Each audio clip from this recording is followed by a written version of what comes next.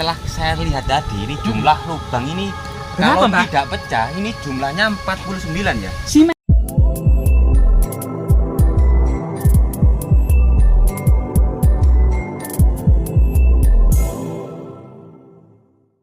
Oke teman-teman ya, kali ini kita berada di antaran sebuah persawahan area perkampungan ya teman-teman ya. Iya, ini sangat rata, ditinggikan dan sangat bersih. Kelihatannya Iya, memang dirawat bersih. oleh masyarakat. Dirawat, gitu. Ada 3 pohon mangga raksasa yang diduga di sini itu ada pusaka yang menancap, Mbak. Nah, karena memang pohon ini tiba-tiba mati pasti harus tanda tanya Iya. besar, Mbak. Kan tiba-tiba mati, di tempat ini kan bersih, tapi kenapa kalau sudah mati kok tidak dibersihkan Ada semacam sekalian, ya? ada semacam kepercayaan pada masyarakat. Iya. Kalau pohon itu disambar petir, biasanya di dalamnya ada pusaka, Mbak. Oh, Apakah di gitu sini ya? ada pusaka, Mbak ya? Ya tidak tahu. Iya, Mbak. Apa mungkin ini ya? Pusaka ini pusaka. Apa? Nemu apa, Mbak? Oh, itu paku itu, Mbak. Itu vandalisme. Cuma di area ini, Mbak, Ya. banyak sekali fragmen tembikar. Iya, fragmen tembikar kuno era kerajaan Majapahit diduga ya. Iya. Bahkan banyak sekali selain tembikar, Keramik Tiongkok. keramik Tiongkok juga banyak, Mbak. Nah, coba ini ikuti mana ini, Mbak? Keramik Tiongkok satu. Oh, satu itu Mbak, itu, Mbak, yang warnanya. Nah, ini. Ini keramik baku ya? Tiongkok ini memang belum ada di dunia pada waktu itu yang menghasilkan jenis glasir. Ya. Nah, lapisan keramik Tiongkok dan bahan bakunya ini bukan dari tanah ini, Pak. Iya. Kelihatannya ada batuan yang ada di dataran Tiongkok, dan teknologi ini itu kemudian memang banyak ya semacam telik sandi Iya. Majapahit yang kemudian menyelidiki pembuatan keramik Tiongkok ini kemudian diproduksi di Gosari, Gresik. Hasil penyelidikan para telik sandi empu-empu Majapahit di Tiongkok. Begitu juga para pendeta Konstantinopel juga menyelidiki cara pembuatan keramik Tiongkok ini. Kemudian di Konstantinopel kemudian juga diproduksi keramik Tiongkok. Awalnya Luar keramik biasa. Tiongkok ini hanya dihasilkan di provinsi-provinsi di sepanjang lembah sungai yang sekian atau di lembah sungai Kuning. Karena peradaban Tiongkok sebenarnya peradaban yang muncul di dua lembah sungai besar ini, Huangho atau Sungai Kuning dan lembah sungai Yangtze. Banyak provinsi-provinsi yang memproduksi keramik Tiongkok, Mbak. Antara lain itu Gansu, Longyang, Longsang gitu, Mbak. Itu banyak sekali. Dan itu memang sejak masa dinasti Han itu mendapatkan perhatian dari pemerintah agar masyarakat itu menjadikan produksi rumahan. Kemudian negara menampung dan membelinya, oleh negara diekspor ke seluruh dunia, Mbak. Luar biasa sekali. Ternyata Cina itu selain negaranya maju, itu cerdas pandai ya. Iya, salah satu keunikan Tiongkok saja selain bisa kemudian memproduksi keramik Tiongkok berglasir warna biru, hijau atau abu-abu atau kulit kuning kulit telur bebek ini, Mbak. Ya. Ini juga di Tiongkok itu pada masa kuno itu juga ditemukan sutra.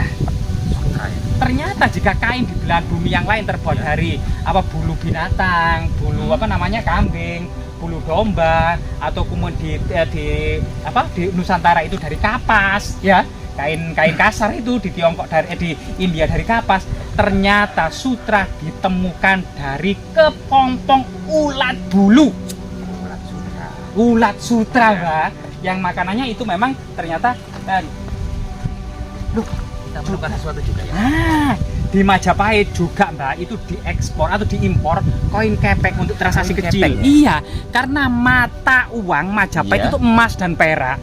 Jadi untuk transaksi kecil misalnya beli sayur, beras, garam, ikan asin, ini pakai uang Tiongkok yang harganya murah. Berarti begitu ya. Selain Iya. dulu Barter ya, juga ada. iya, mulai Majapahit secara moneter diperkenalkan dengan koin kepeng karena dulu memang menggunakan barter, Mbak. Koin kepeng diproduksi besar-besaran terutama pada masa dinasti Yuan dan dinasti Ming. Jangan, Mbak, itu akar itu, Mbak. Bukan, ini batu. Yang Batu, dililit Mbak. akar. Iya. Oh iya, itu berarti batu kuno yang dililit akar itu, Mbak. Iya. Loh, itu kan Iya, batu. iya, iya, Sangat Tahu nggak, Mbak, cara Iya. penemuan kain sutra pada waktu itu, Mbak? belum tahu. Jadi kain sutra itu waktu itu orang Cina kan suka makan apa saja. Ulat dimakan, kepompong juga dimakan, kayak orang Jawa sebenarnya dulu pada masa kuno ulat kepompong. Ketika kepompong itu dimasak, Mbak, Ya. ternyata terurai kepompong itu, Mbak. Terurai, maka benang-benangnya itu kemudian ditenun menjadi kain. Ya, ini luar biasa. Selain kemudian pada satu masa itu selain keramik berglasir, kain sutra di Tiongkok itu juga ditemukan kertas. Kertas pertama itu dari bambu yang ditumbuk halus. Kemudian dibuat bubur adonan, kemudian dikeringkan. Jadi kertas-kertas Tiongkok pada satu masa itu luar biasa Tiongkok ya, banyak menemukan. Iya. Nah, di sini ada apa, Mbak? Ada batu dakon ya. Batu dakon rahayu, Ternyata batu dakon ini sangat terawat ya, dan juga Iya. dirawat oleh warga setempat ya. Sudah di semen biar tidak Iya. hilang, dirawat, tetap menjadi dilestarikan sebagai situs religi. Ada persajian, Mbak, ada Iya. perdupaan. Kelihatannya lokasi ini juga sering digunakan untuk ruah desa atau kenduri atau selamatan. Iya. Biasanya sebelum panen atau setelah panen atau mau panen gitu, Mbak. Atau mungkin hari-hari besar tertentu, baik hitungan Jawa misalnya ruah gitu ya, atau megengan, atau hari sebelum hari raya kan gitu kan. Jadi ini sesuatu yang luar biasa, batu dakon Nah, yang jumlah ya ini banyak ini Kenapa kok berlubang ya kira-kira? sangat halus dan sengaja dilubangi oleh leluhur kita. Apa Kemungkinan mungkin ya? dengan sebuah Ada makna-makna tertentu dari lubang-lubang ini?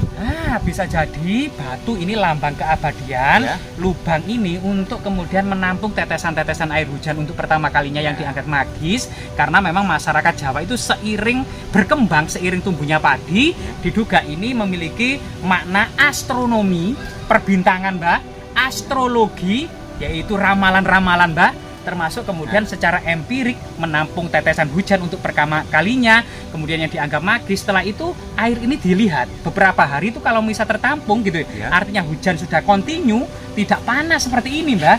Itu para petani sudah berani mulai menggarap sawah, mengerjakan sawahnya, membajak sawahnya dan menanam padi. Ini sesuatu yang sangat luar biasa sekali. Selain sebagai situs persajian, perdupaan gitu, Mbak, nah, tumpengan gitu ya, juga merupakan wujud rasa syukur masyarakat agraris atau pertanian tentang harapan-harapan akan tanamannya yang bagus. Sekarang kan begini ya. Mm-mm. Setelah saya lihat tadi, ini jumlah lubang ini Berapa, kalau Mbak? tidak pecah, ini jumlahnya 49 ya. Simetris, Mbak ya. Ya, Jadi baris 49. bersama 7, Ya, baris ini 7. betul. Berarti 7, Mbak. Angka yang keramat, Mbak. Ya, 7 angka keramat sesuai dengan hari ya. Iya, termasuk kemudian 7 itu bahasa Jawanya pitu, yang artinya pitulungan. Sebuah harapan akan Tuhan yang Maha Kuasa itu akan hasil yang melimpah untuk menolong para petani pada waktu itu, Mbak ya. Ya. Dan di sini ini sebenarnya batu apa ini, Pak? Nah, kelihatannya itu kayak batu karang, Mbak, ya, Ini yang batu karang, berenjit-berenjit ya, atau juga merupakan bagian yang tidak terpisahkan dari sebuah batu dakon ini, Mbak.